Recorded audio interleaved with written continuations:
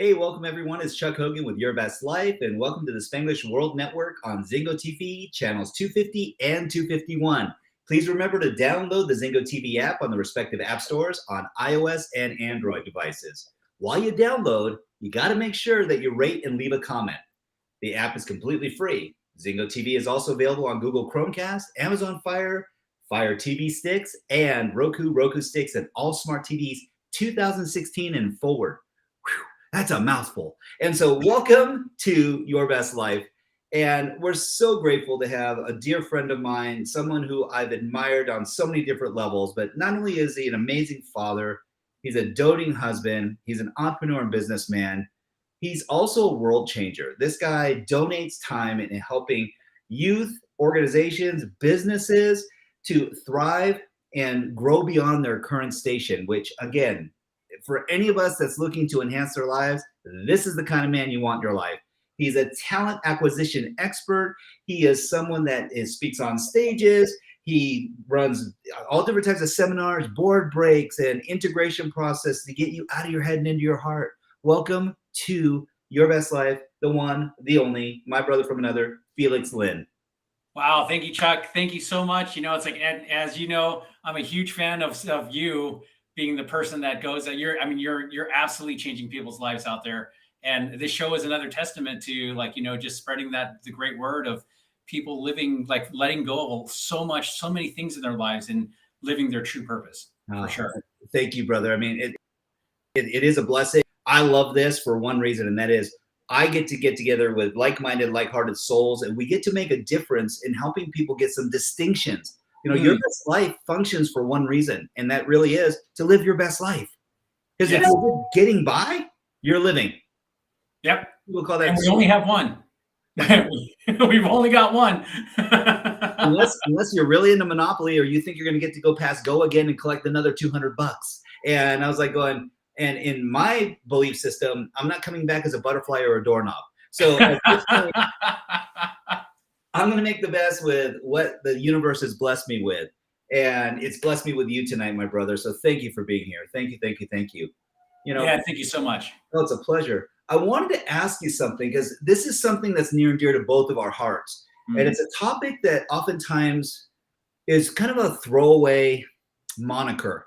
And it's leadership. And people go, what does it mean to be a leader? And I'd like to start down this path first, and then we're going to segue into finding the harmony between work and life. Okay, absolutely. So what does leadership mean to you, brother? So for me, leadership is there. I guess maybe there's a few different ways to define it. One is that as a leader, I want to create more leaders around me.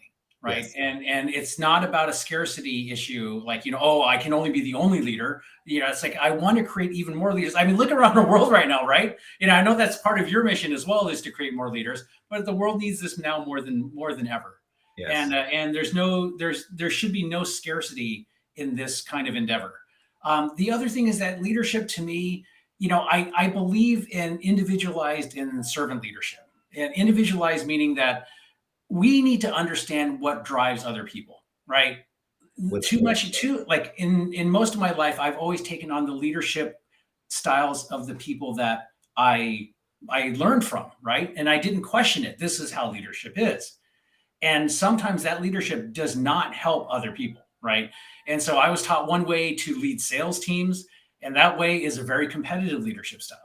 And not very many people actually like that style too, now that I've learned a lot more about it. But yeah, so I want to understand, let's help people understand what drives the people around them, right? How we can serve them as leaders and be the kind of person that helps people be their best. And we reap the rewards from that. It's amazing how great it feels. Well, we all do. And that's the whole thing, is leadership is communal.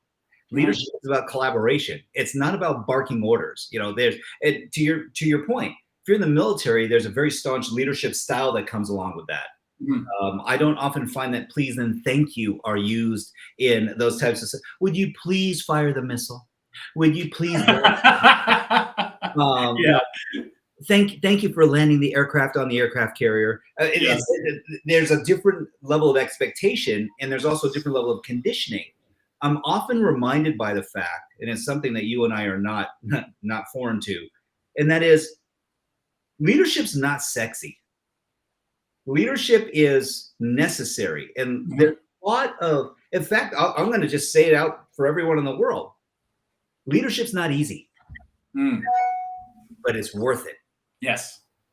And to your point, that's the outcome. We need more leaders. We need people who are about we and not just me. And there's been this ideology, because when you get into like college, for example, I mean, I know I'm many years your senior, but I remember very vividly in college going, hey, this is a competition. What's my ranking in the class? Where am I going to end up? You know, if you're in law, or if you're in business, or if you're in medical, whatever the case might be, it's like going, ooh, okay, what's your ranking? And I go, wow, this whole thing about pedigree. Well, pedigree doesn't demarcate leadership. Mm-hmm. It's a great indicator of capacity or potentiality. But one of the things that I've found about leadership, which is so just intoxicating, and people like yourself and your beautiful wife Sam and others, is that there's this fire, there's this belief and drive within them, and also this thing that may sound a little woo, but I'm going to say there's faith that's involved too. Yes. So that there's more to life itself than just the one thing. It drives me crazy, and I'm sure you heard it. Tell me the one thing that's going to make me successful, the one thing that's going to put me over the top. And I go, being inquisitive. Ah, that's a good one. Getting curious is a great one. To that point, and you brought this up, and it's like, we need more leaders. Mm-hmm. So what does that mean now in today's climate, Felix? What from your model of the world, and I'm asking you specifically from your model of the world, what do you believe? I don't even ask you to think about this. What do you believe the world needs now as far as leadership? You know, it's interesting. You remember when there were some seminars we did years ago, and we actually had one of the best leadership people speaking, and that was actually General Norman Schwarzkopf. Yes. Right. And he talked about his rules of, and this really stands out to me because you can actually find his old talks online on YouTube. And he talked about his rules of leadership, right? And he goes, okay, so he goes through his hour and a half of talking, and like how he worked with 150 something countries on like kicking Saddam out of Kuwait. And it was all about like how like all these people were bickering about different things, but like, focusing on the outcome and making sure that they all were in step with each other. And so he talked about all of those different rules, but he always came down to the last two. He goes, even no matter what I tell you, it's like, and I'm going to paraphrase this because I don't remember exactly, but there's two rules that no matter what you remember from this talk, just remember these two things. When there's an opportunity to lead, step up, right? Yes. Never step back, step forward, step up, demand more from yourself. And the second thing is do what's right. And that is an area like these days where, we see it in a lot of the layoffs that are happening right now, right? And it's just the same as before. Like, there's not a lot of care taken from these people that have really put their lives out there, really put a lot of their, a third of their lives, if not more. Usually it's more, right? And just to, hey, cut off your emails, just send you on your way. It's like, you're out. That's it. It's like, is that the leadership we need? Is that doing what's right? I think we're missing that. We're missing a lot of that right now. I agree. And part of it is that perceived fear that someone's going to, first of all, there's this innate FOMO that we start to experience. And for those of you that don't know, that's fear of missing out. And there's this ideology, because we grew up in an age where inclusivity was something that was so, tantamount to, oh, you get a participation medal. So if you just participate, oh, you get a reward. It's like, whoa, okay. So for breathing, for like taking up space, I get rewarded. And it's like, wow, that is an interesting concept. Okay. What value did you create? What lessons did you learn? Did you accept challenges? Did you push yourself beyond what was comfortable? Mhm. Because we know that there's no growth in comfort. And yet there seems to be this mentality as of late, kind of socioeconomically as well, that, oh, we want everyone to be comfortable. And I'm like going, Mm. no, there's no growth in comfort. In fact, you can't measure what's not moving. So why would you want to be stagnant? I call that survival, or in other words, as my mom and dad explained it to me, slow death. And I go, okay, let's not live there. Because at some point in time, we need someone to show us the way. Yes. And we know, like we've talked about DISC model in the past, and how this kind of psychological evaluation, if you will, in the most rudimentary and rude broad-based terms I can put it to just help people understand. Because it's interesting. DISC really gives an assessment as to your natural adaptive states as to where you're living. And some people are dominant, the D. Some people are I, they're influencers. Some people are S, and they're really steady. Some people are C, and they're actually much more computative, or they actually need data. They need to be able to substantiate and support things. It's like, so that's kind of a high level, DISC. That's actually a really good explanation in 2 minutes. 2 minutes or less. Yeah, baby. 7 o'clock. And so here's what's interesting about that, though. We're all of them in different times and in different situational specific environments. Yes. So if the building's on fire, you go, oh, I'm not a D. And you're like, going, yes, you are. If you're saying, time to get out, I smell smoke, my hiney is on fire, it's hot in here, you're going to say, let's get to getting. Yeah. And if you think about it, if you think about the frustrations and like that we have in life, we all do, right? We have suffering, we have frustrations, we have pain. It is almost always that we're not switching. We're bringing the wrong piece of us to whatever needs to happen, right? So, it's like some people still may sit there and go, well, I'm not a high D. I'm just going to sit here and just let myself burn to death, right? And metaphorically, that's happening. Oh, when people are getting in comfort, they're not taking that decisive action, right? They need maybe a higher D. Just use it as like, okay, so how can I solve my life? Self-leadership, right? And this is where we're talking about I can't expect other people to come save me. no. I've got to step up. Well, and what do I need to do to get there? In your own salvation, to your point, and I so commend you for saying this, mammoth action of self first. Mm-hmm. Your first client, your first engagement, your first relationship needs to be the one within you. Mm-hmm.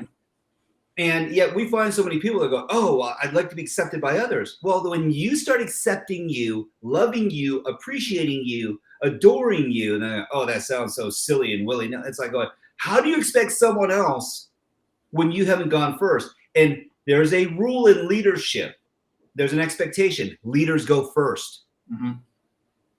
So how dare you try to make a meal for someone else and you haven't even tried it or tasted it? Right.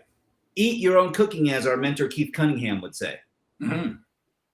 Absolutely. Yeah. It's just, it's always interesting because like I first learned about like leadership through my dad working in aerospace, right? And so in his like view of how he explained things to me, it's like, okay, so they took the best of whoever was like, the best engineer, right? And they're like, okay, well, let's just put this person in charge of everybody else. And all of a sudden this person and of course that engineer wanted this role because it was more money. It's like the path that is expected of somebody to get more success. Right. And they're stepping up to do it. And that's great. And now it's like it's a completely different job, right? The leadership job is a completely different job. And just like you said, it has to start with what I don't know, right? And just the human psychology. And we've been blessed, right? The last 20 something years, we've been working with some of the top human psychology people, like effective human psychology people in the world. Absolutely. And just to be in that, to have that experience, like in watching people transform. And the tools that we can use to do that is incredible.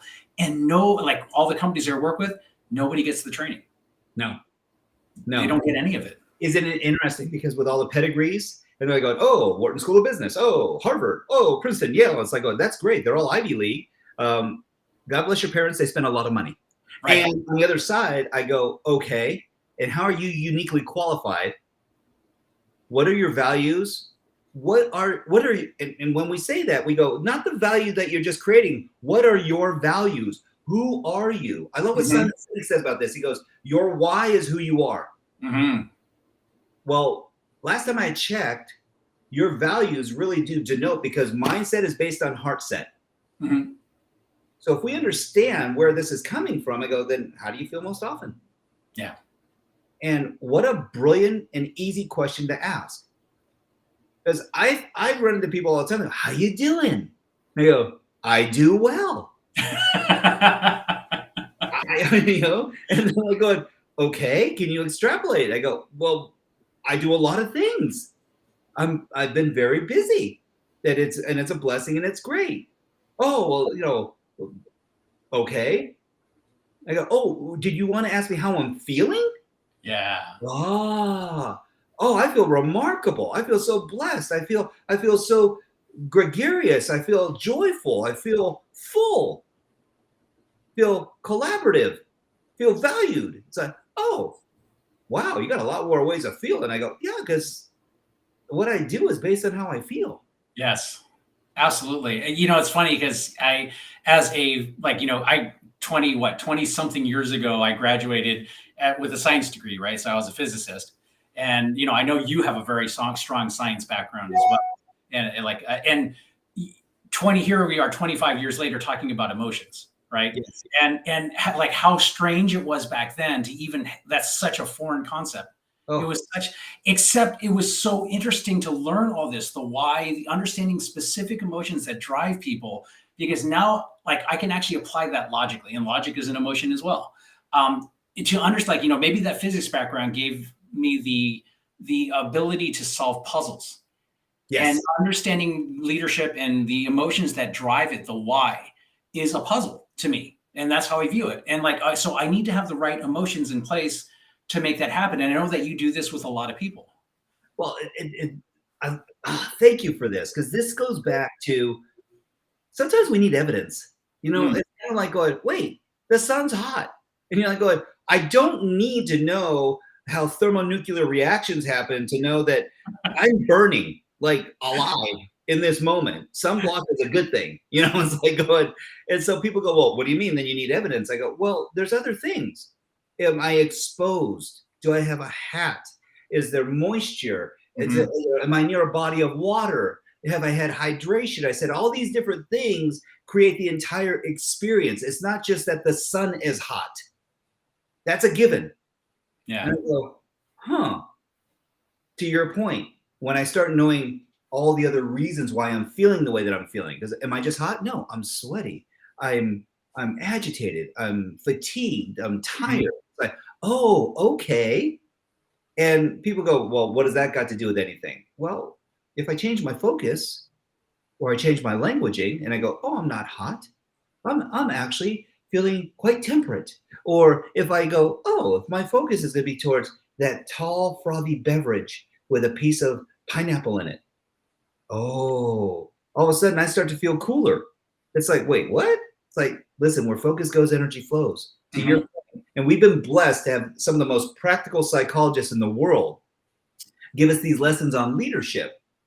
And I'd love for you to share something, Felix, because I actually, my daughter Keely was going through some things as we talked about with this leadership program that she's in. And it was very interesting because she started looking at all the different styles of leadership. Mm-hmm. And so like affiliative and democratic and, and kind of positioning too, leading from in front, leading from behind, and leading from the middle. What would you say to someone when they're trying to figure out, we'll call it positions? We won't even go into the 6 styles, but just positions. When do you shift and why? I everybody has a different way of how they react right away, right? So like we have a tendency towards something. Right. Some people have a tendency to just start taking action and just jumping in, right? So there's a tendency there. Some people have a tendency of just like you said, holding back and observing first, right? They need to kind of see the lay of the land before they make their move. And both of those are needed. Yes. It's when you need the other one is really what kind of comes down to, right? So it's like, okay, so if everybody's sitting back and is just observing, like these days, and something is happening in the world, everybody whips out their phone and just starts filming. Oh yeah. And there are very few people that actually get up and jump in. There still are, right? There still are some of those people that will, like, they'll put themselves in the line of fire to stop things. So Sure. many people just sit back and just film now, right? And you can see kind of the difference in how people approach things. I would say, like now, we probably need a few more people to jump in, right? We need a Yes. few more people to. It depends on what's happening, but just being aware of the like different ways to approach and what is needed in the moment. Yes. And if there aren't any, like, it's like the same thing as when somebody's having like a health crisis and you need to have somebody call 911. They like in the training, they like CPR training, they tell you, don't just yell somebody call out 911, direct it at somebody. Hey, Yeah. you please call 911 right now, right? So it's like you have to take that control. And just like you said earlier, from the participation medal standpoint, people are being rewarded for not really adding anything or not taking control or not stepping in. And so slowly, and while it's funny to think about it, there is a long pattern of this now. There Many is. years, there's a lot of conditioning.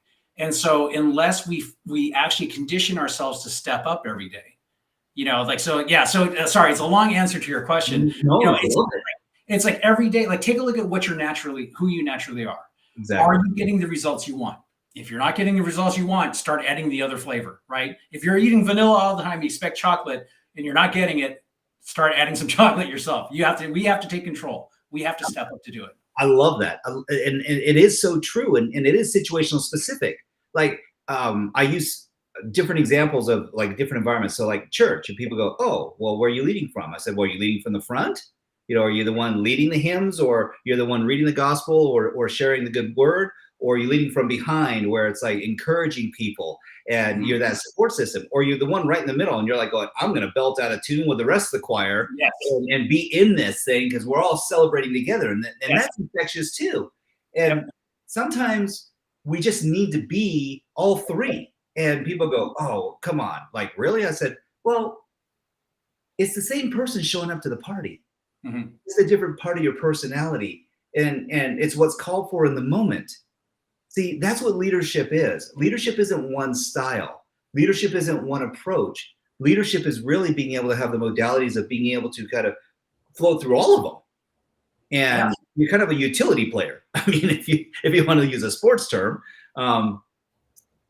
And I know, as a father and as a happily married man for many years, and someone who also excels in business and enterprise, there's this ideology, and I'd like to bring this with leadership into the mix with this. And I've had a beef. I'm just going to put that out there publicly. And people go, okay, as like, well, this term of work-life balance. And I go, it doesn't exist. And they go, whoa, dude, there's books about this. I said, I understand. And I said, maybe it's in my own limited mental capacity. But, and I'll own that. Julie would probably agree. And here's what's interesting. I actually seek the harmony between work and life. Mhm. And people go, oh, how's that different than balance? And I go, well, in balance, there's this almost like a scale. If you think of a scale, there's a trade-off. When one goes up, the other one goes down. I said, in harmony, it's in flex and flow. And it's kind of multi-dimensional. It's almost like four-dimensional. You have an X and Y axis, and you have a Z axis. And I'm like, and so the model spins and shifts. And when there's pressure on one side, the other side compensates, but it's always striving for equilibrium. Yeah. And that's not balance. When you think of balance, for most people, the scales, right? And so there's only one moment when you're actually in balance. Anything that's not is not in balance anymore, right? And so that causes, like, just the metaphor itself will cause stress. Oh, because if you're not exactly whatever your expectations were, if you're not right there, so I think harmony is a beautiful word. And when you said that, it brought up something in my mind. I was like, okay, so, the work-life balance thing, and everybody's struggling so much, especially like, this day and age when we're expected to produce so much more than we ever were, like, 20, 30 years ago. right. And so like, how do we keep up with this? And now we got to compete against AI for now. It's like, oh, how are we supposed to do that? Right. AI is so fast at what it does. And I think the first stress comes when you're not doing what you love. Mm. It's when you're trying to find balance. I think that part of the fallacy of it all is that I'm not doing something I adore doing, I'm passionate about doing, right? I'm just going to work to go work. I'm not like going to work every day with this, wow, I love being in here. This is like, and having that energy. And so that's the first challenge, I think. And part of it is to realize that we have these superhero powers, right? So superhero powers where I believe that your joy and fulfillment meet your where you love to add value. Mm-hmm. And there are your current superhero powers, the things that you love to do. There are some things that I could love doing that. I would love to try that. That might be your future, right? There's many future ones. The challenge is that we get when you hear the word pigeonholed, if you've ever used it or heard it, that means that somebody is forcing somebody to use a superhero power of the past. They are very good at it still. They get great results. They have no passion. And when you're struggling and stuck in that environment, then you are like, if you have a leader that's forcing you to do those things without asking you what you want to be able to grow, then you need balance. You need, like, you're just trying to struggle. Well, it's not even balance. You're just trying to struggle for air for any kind of happiness at that point. Yeah, you're flailing in the water and hoping to float. Yeah, so like harmony is beautiful. Find what you love, because that's when you're at your best. How, like, it's actually a beautiful way to say it. I actually really like that. I might steal it from you. I actually started looking at it because when we spend time in Fiji and they sing a cappella and they sing in 5-part harmony, and I've never heard, they sing in 5-part balance. Yeah. It's like, wait, what's harmony? I said, it's the blending of ecologies. It's the subtle shifts between tonality and notes and pitch. And so there's this harmonious flow. There's collaboration. It evokes a sense of elevated, if you want to call it, frequency, because they may be at different pitches, but their frequency, where their energy levels all the same. And you're like, oh my gosh, it's the most beautiful thing. Balance, to your point, kind of presupposes that if one's going down, the other one's going up. And I go, so there's only one safe spot. Yes. And it's like you're straddling the line and you're like, okay. And you're doing these little micro movements. And we call this, like I mentioned earlier, slow down. This is stress and survival. Yes. This is like, I don't want to go. Too much progress. Got to go back. I was like, oh my gosh, you're a 72 degreer and you can't, like, you'll do everything you need to do to turn the furnace on to get to 72 degrees. And then they get there and I'll say, I better open a window. Why? Because too much success is a bad. No. Don't. I'm like, wait a second. Here's the truth. In life, we get to make decisions. Mm-hmm. And if someone's stuck in balance, they go, okay, what's your definition? I said, you're looking to be consciously competent, where you can actually pick a direction so you gain momentum. So you start to move in a deliberate way. And I said, this is no longer stasis. I said, this is progress, because now I can measure the movement. It's like sometimes, like in the roller coaster, you go down just to shoot straight up, right? It's like you're gaining speed, and that balance is so stressful to hang on to. It's like it's like standing on one of those the little round things to work on your core, right? It's a great core exercise, but man, it's stressful. I'm going to steal that. That is awesome. No, because it is, and it does stress your core, and so there's a difference though. And this is where motive and intention come in. Because what's the purpose? Is it intentional stress that you've elected? Or, to your point, are you being asked to do something and be something because adaptively you've developed great skills around it out of necessity, but it's not fulfilling? Yes. And it's like, wow, that becomes an interesting conversation. Yeah, I mean, anybody who is like listening and watching, and if you're using this term of finding this balance, you just don't realize how much stress you just already put yourself. It's like, somebody saying, I'm at the end of my rope, or I'm like, like my boat, like my whole life is sinking, right? And like all of a sudden I'm at the very edge of the water, I'm about to drown. It's the same, whatever you put in your head, is just, you're going to exasperate it. You're going to feel this like at a level that you don't even realize you're feeling all the time. And Right. I know you've been there, I've been there. We've been through Oh, massive struggle, and we get into this mindset. And fortunately, we've had some great people like knock us out, like, hey, wake up, right? It's like, this is not where you need to be. And that's true. be aware of what we're saying to ourselves. Yeah, It's critical for our leadership. Jim Quick has so many different dialogues about this. What follows I am is who you are. Yeah.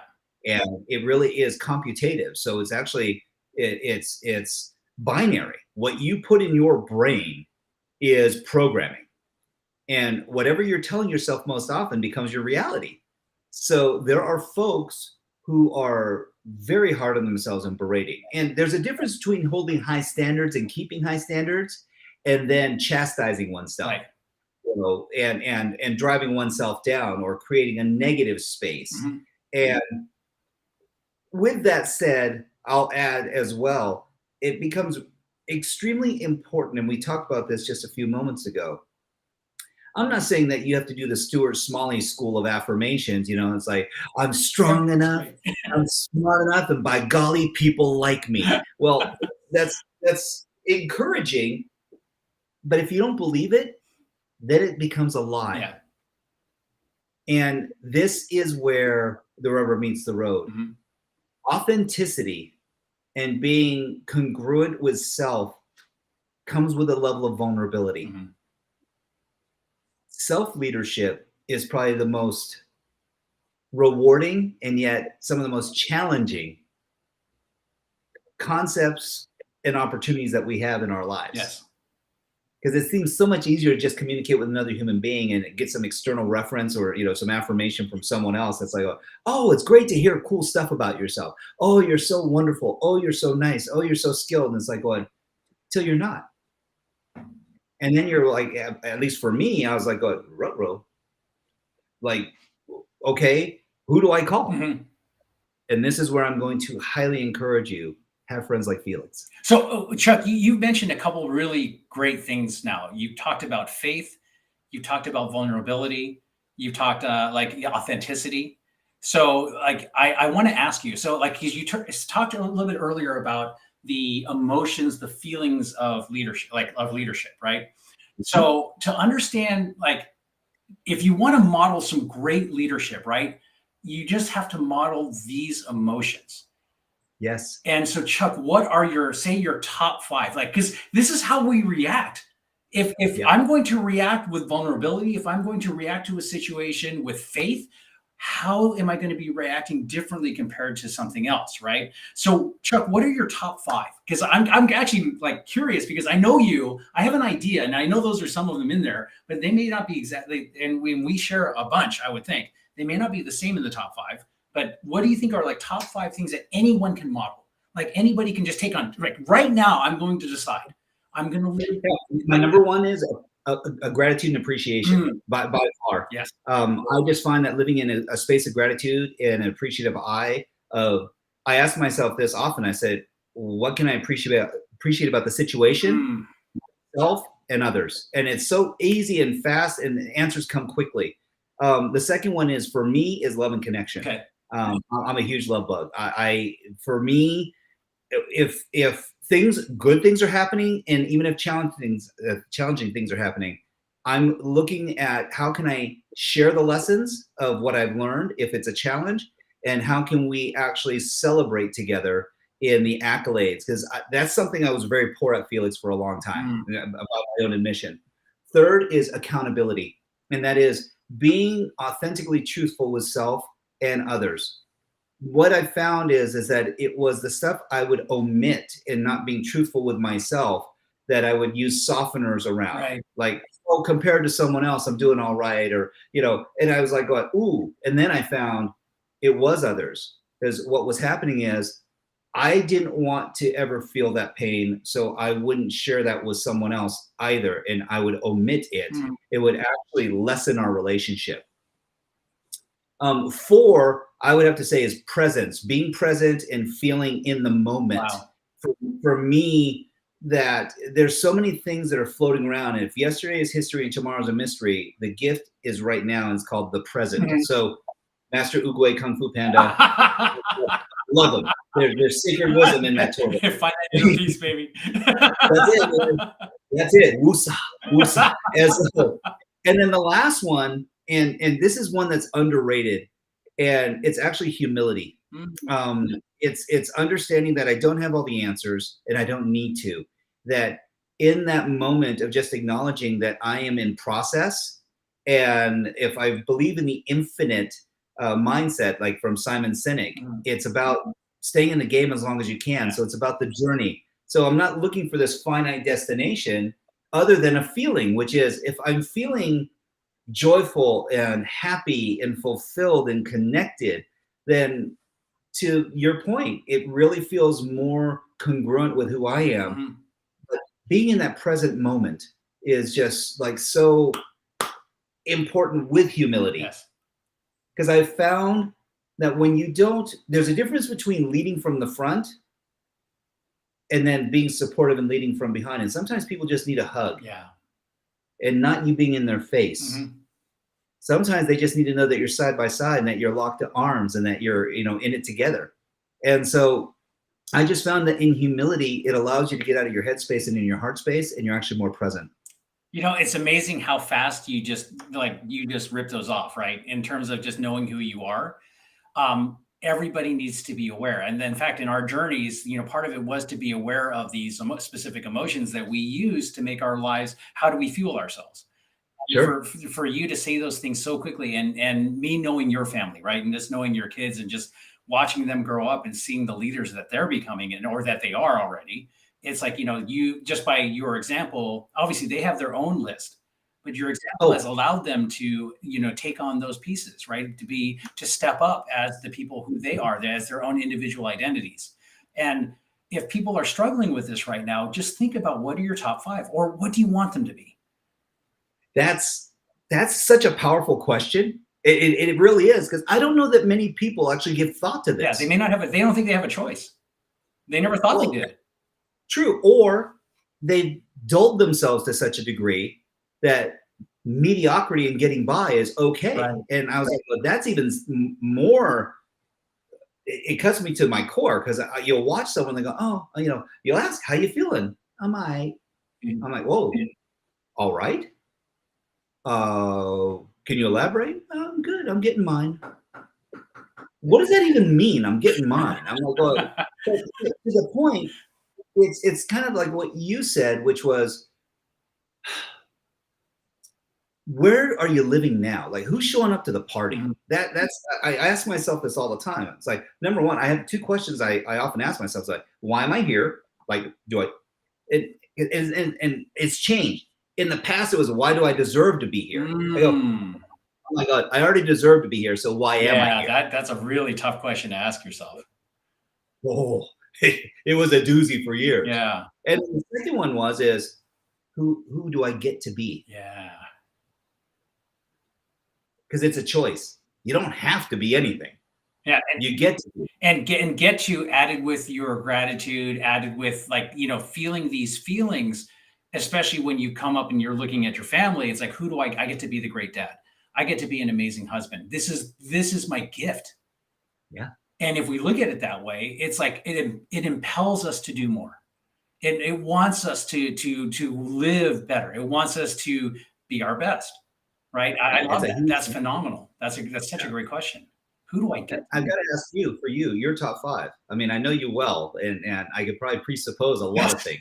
So it's like we had a little bit of that conversation. So for me, number 1 is faith, right? I know that even in the worst times of my life, I know that everything's going to work out. Right. And so it's interesting because it never appeared on any list that I wrote. I just knew that somewhere and I don't even know where it came from. It just somewhere it instilled in me many years ago that, no matter what hardship we go through, everything is going to work out the way it's supposed to be. And then maybe it was when my dad died when I was young. There was no way to know why. It was just, this is just what it is. The second is, is absolutely, is fun for me. It's like, it's very difficult for me to do anything without it being fun. And I Right. will turn things that are miserable into things that are fun. It's true. It's true. He will. It's just part of my human nature. And like you, my third is love. And it was a word that I never spoke when I was younger, right? Mm, Until I, got into the whole like learning how to be a better person, like, how do I become my best self? And then like I always thought love was something that you told somebody that, this one special person, right? right. And that's what you need to save it for. And all of a sudden, like in that scarcity, I just kind of like I didn't realize how much I was missing.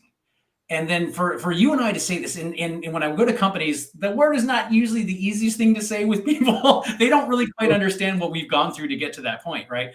And Right. so, but as soon as people understand that, everything that we do, ultimately, we want it for love. Without question. It's the thing that people get scared of trying to get the most. And this is also part of leadership, right? And the reason why it's these big companies, when they're doing these big layoffs and stuff, they want to hold back because of all the legal reasons, right? All like, oh, we don't want to get sued, blah, blah, blah. There's all this fear. Sure. But how would we lead if we led with love? And It's yeah. yeah. And so for people who might struggle to use that word, that might be watching this right now, just take a step back and just imagine if you had no limit to how much love you had, right? How would your life be? What choices would you make? It's just a whole different world.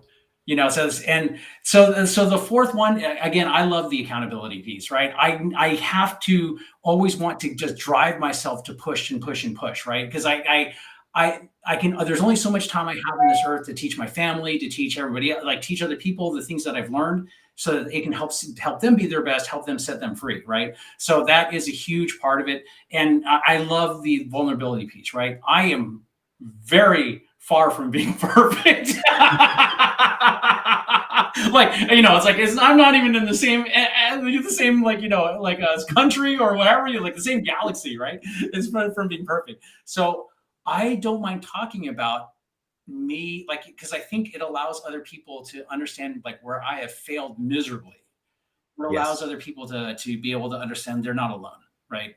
And it helps them. It helps me when I see other people do it. Listen, getting it outside of you and acknowledging it is important. And I'll share something because this just dawned on me. I've seen in the past where some business organizations would have like a wall of shame. Yeah. And I was like, oh, whoa, whoa, whoa, whoa. Well, you seem to have. I was asked to come in, consult, and they're like, well, you seem to have like a visceral reaction to this wall. And I said, this is crazy. Like, you're shaming people publicly? And they go, oh, yeah, it's a good motivator. And I was like, wow, what if this was the wall of lessons? Yeah. Like, this was the wall of wisdom. And they're like going, well, that sounds a lot better, but what would it serve? And I said, every single one of these scenarios was a learning lesson, a live testimonial that people can shift and change. I said, how much progress came out of this? And they go, well, why would you say that? I said, because I have a PhD in screw-ups. Yeah. Okay? And I can tell you that I have never looked at any of them, at least in the last 15 years, as being shameful, as being dishonest or deceitful or having a negative connotation. I said, because in truth, your brain doesn't know what's real or perceived.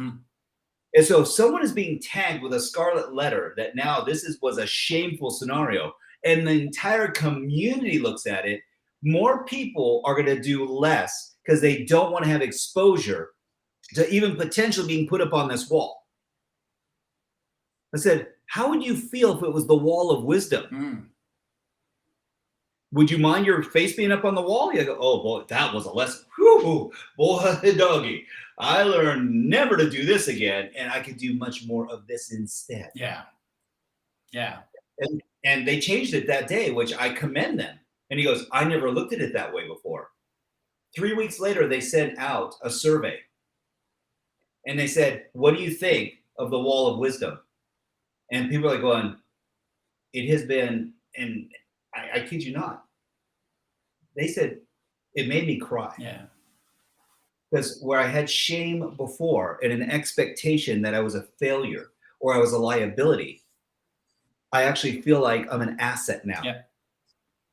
And I can mentor other people through what I went. And I was like, oh my gosh, that's so empowering. Yeah. But we need to have it back.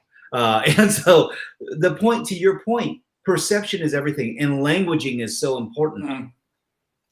Yeah. As a Yeah. as a father, you know, we're so blessed. I mean, I know Max and Emma, and I love them dearly. They're my honorary niece and nephew, and they're just beautiful, beautiful. And your wife, of course, is like my sister from another mister. So it's just, yes.